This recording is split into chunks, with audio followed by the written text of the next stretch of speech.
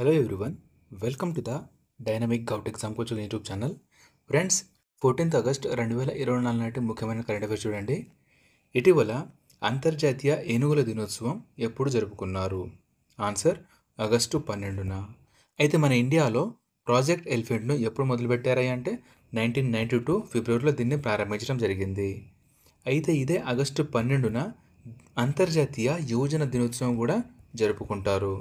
అయితే 2024 అంతర్జాతీయ యువ దినోత్సవం యొక్క థీమ్ వచ్చేసి from click to progress, youth digital pathway from sustainable development. అయితే జాతీయ యువ దినోత్సవం ఎప్పుడు జరుపుకుంటారా అంటే జనవరి 12న వివేకానంద గారి పుట్టినరోజు సందర్భంగా ఈ జాతీయ యువజన దినోత్సవం అనేది జరుపుకోవడం జరుగుతుంది. అంతర్జాతీయ యువజన దినోత్సవం ఆగస్టు 12న, అంతర్జాతీయ ఏనుగుల దినోత్సవం ఆగస్టు 12న. చూడండి ఫ్రెండ్స్, పోయిన వారం జరిగిన ముఖ్యమైన దినోత్సవాలు: ఆగస్టు 6 హీరోషిమా దినోత్సవం, ఇది జపాన్లో ఉంటుంది.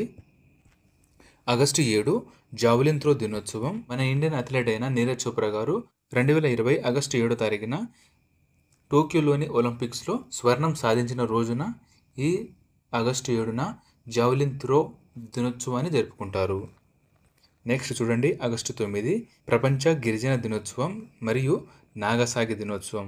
సో నాగసాకి దినోత్సవం వచ్చేసి ఇది కూడా జపాన్లోనే జరుపుకుంటారు. ఆగస్టు 10న సింహం దినోత్సవం జరుపుకుంటారు. నెక్స్ట్ క్వశ్చన్, కేంద్ర కేబినెట్ నూతన కార్యదర్శిగా ఎవరు నియమితులయ్యారు? Answer TV Somnath. అయితే దేశంలో సివిల్ సర్వీసులలో అత్యున్నత పదవి ఏమిటయ్యా అంటే ఇదే కేంద్ర కేబినెట్ కార్యదర్శి. అయితే టివి సోమనాథ్ గారి గురించి తెలుసుకుంటే ఈయన 1987 ఐఏఎస్ బ్యాచ్ తమిళనాడు క్యాడర్ చెందిన అధికారి. అయితే ఈ నెల 30వ తారీఖు నుండి 2 ఏళ్ల పాటు కేంద్ర కేబినెట్ కార్యదర్శి హోదాలో ఉంటారు ఈయన. అయితే ఈయన ప్రస్తుతం ఎక్కడున్నారయ్యా అంటే ప్రధానమంత్రి కార్యాలయంలో అంటే పిఎంఓ ఆఫీస్లో ఉంటున్నారు.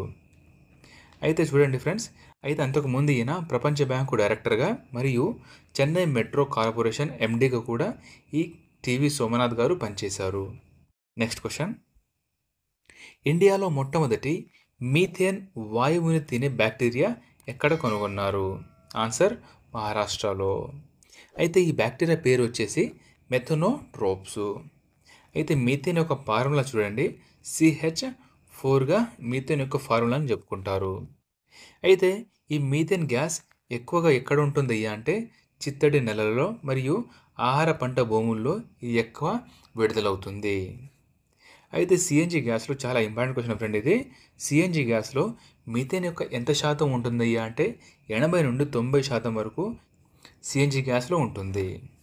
అయితే ఎల్పిజి గ్యాస్లో ఏమేమి ఉంటాయా అంటే బ్యూటేన్ మరియు ప్రోపేన్, ఈ 2 గ్యాస్లండి ఈ ఎల్పిజి సిలిండర్లో ఉంటాయి.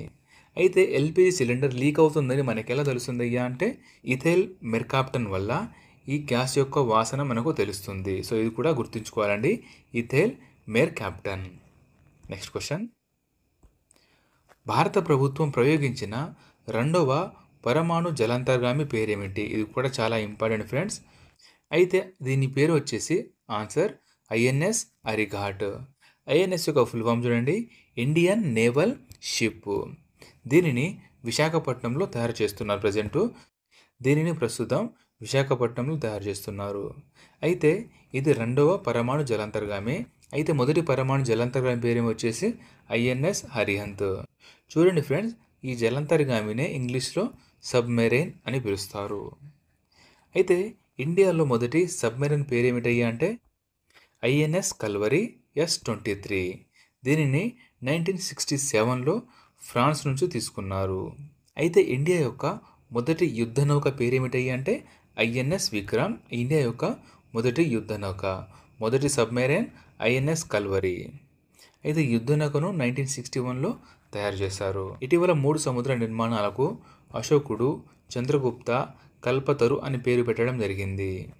అయితే ఇవి ఏ మహాసముద్రంలో ఉన్నాయి? ఆన్సర్ హిందూ మహాసముద్రంలో ఈ కొన్ని ప్లేస్లకైతే ఈ పేరు పెట్టడం జరిగింది. అయితే చూడండి ఫ్రెండ్స్, అశోకు నుంచి ఒక ఇంపార్టెంట్ క్వశ్చన్ మరియు చంద్రగుప్తుని గురించి కూడా తెలుసుకుందాం. అయితే మొట్టమొదటిసారిగా అశోకుని శాసనాలను అర్థం చెప్పిన వ్యక్తి ఎవరయ్యా అంటే జేమ్స్ ప్రిన్సెస్ అండి 1837లో. ఇది చాలా చాలా చాలా ఇంపార్టెంట్, చాలా ఎగ్జామ్లో కూడా రావడం అనేది జరిగింది. దాంతోపాటు చూడండి, చంద్రగుప్త మౌర్యుడు సుదర్శన తటకాన్ని ఎక్కడ తవ్వించారయ్యా అంటే ఇండియాలోనే గుజరాత్లో దీనిని త్రవ్వించడం జరిగింది. ఇది కూడా చాలాసార్లు రావడం జరిగింది. సో ఫ్రెండ్స్, మీకు క్వశ్చన్ ఇక్కడ, ఈ సుదర్శన తటకాన్ని రిపేర్ ఎవరు చేయించారో కామెంట్ ద్వారా తెలియచేయండి. నెక్స్ట్ క్వశ్చన్, ఇటీవల ఇండియాలో ఏ రాష్ట్రంలో మొట్టమొదటి పిఎం జన్మన్ కాలనీని నిర్మించారు? చూడండి ఫ్రెండ్స్, పిఎం జన్మన్ కాలనీ.